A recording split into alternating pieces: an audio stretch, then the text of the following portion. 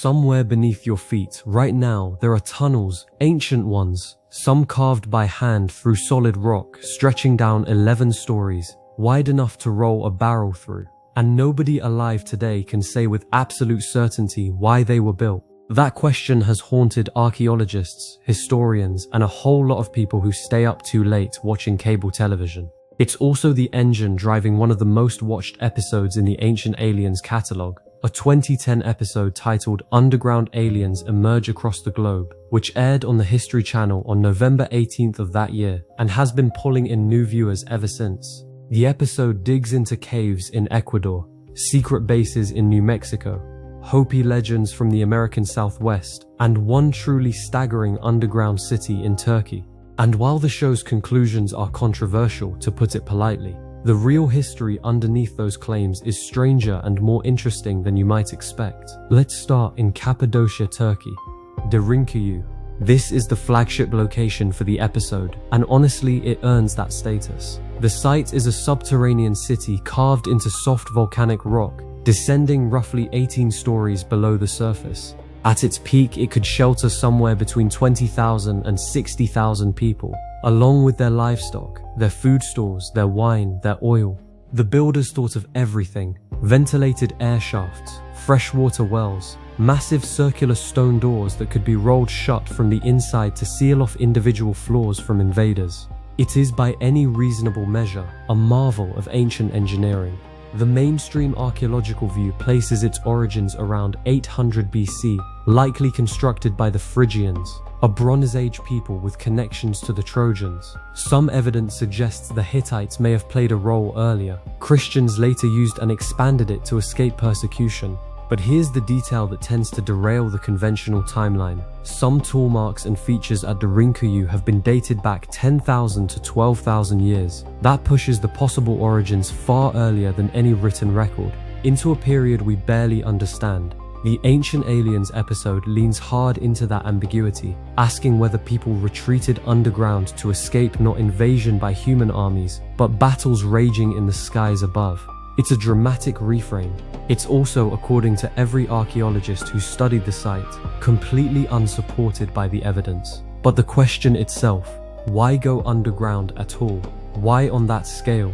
Is one that the ruins don't fully answer. Then there's Dulce, New Mexico. This is where the episode shifts from archaeology into something murkier. Dulce has been the center of UFO conspiracy culture since at least the 1970s, when a former New Mexico State Police trooper named Gabe Valdez began filing reports about cattle mutilations in the area and what he described as sophisticated unidentified aircraft. A physicist named Paul Benowitz became convinced that electronic signals near Dulce were originating from somewhere underground. From those seeds grew an elaborate mythology, a secret base beneath the Archuleta Mesa, a joint operation between the US military and extraterrestrial beings, witnesses describing objects as large as a football field rising silently from the mountain. The episode presents these accounts with the full weight of dramatic narration behind them. The verified evidence for any of it is non-existent. What makes the Hopi segment of the episode genuinely worth sitting with is that it brushes against something real and profound, even if the interpretation veers off course. Hopi oral tradition includes accounts of the Ant people, beings who sheltered the Hopi ancestors underground during periods of catastrophic destruction, times when the surface world was engulfed in fire or ice.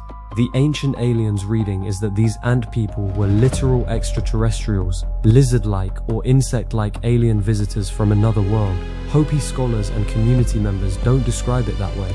These are sacred cosmological stories carefully preserved across generations. They speak to a deep relationship between the Hopi people and the land, and to an understanding of cyclical catastrophe built up over centuries of living in a harsh and unforgiving landscape. Taking them out of that context and plugging them into a UFO framework erases exactly the kind of indigenous knowledge the ancient astronaut theorists claim to be honoring. The Ecuador component of the episode is the thinnest thread, a cave allegedly containing books encoding alien technology. No mainstream archaeological body recognizes the claim.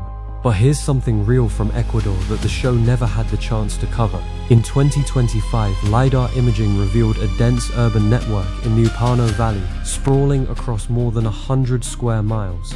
Somewhere between 10,000 and 30,000 people lived there between 500 BC and 600 AD. Roads, platforms, houses. A city swallowed by the jungle, invisible from the surface for over 1,000 years. No aliens required. Just human beings doing what they've always done, building something remarkable, and then watching it disappear. Now here's where things get genuinely strange in a contemporary sense. In June 2024, researchers at Harvard University's Human Flourishing Program published a paper exploring what they called the cryptoterrestrial hypothesis. The idea stated plainly, some UAP sightings might be explained not by visitors from other star systems, but by an advanced intelligence already here on Earth, hidden underground, on the moon, or possibly disguised among the human population. The paper floats possibilities including an unknown intelligent species that evolved separately from humans, or the remnant of an ancient civilization that survived some catastrophe. The authors are careful to call for, quote, epistemic humility and openness. The paper has not been peer-reviewed and it is not a mainstream scientific position, but the fact that it came from Harvard researchers at all says something about the current moment. Because right now, the conversation around UAPs at the highest levels of government is more serious than it has ever been. In June 2026, Harvard cosmologist Avi Loeb was appointed to lead a scientific advisory panel for the White House specifically tasked with studying the national security implications of UAP phenomena. Retired Navy Rear Admiral Timothy Gallaudet, serving on that same panel, stated publicly in April 2026 that the non-human intelligence behind certain objects is, in his words, absolutely real, and that craft have been recovered, though he acknowledged uncertainty about their origin. At the same time, the Pentagon's All-Domain Anomaly Resolution Office has repeatedly stated it has found no verified evidence of extraterrestrial life. Both things are true simultaneously, official disavowal and official escalating interest. The underground has always been humanity's metaphor for the unknown, what we bury, what we hide, what we haven't found yet. The Rinkuyu is real, the Upano Valley city is real, the Hopi stories are real. And the questions that keep pulling people back to episodes like this one, who built it, how and why, those questions are real too.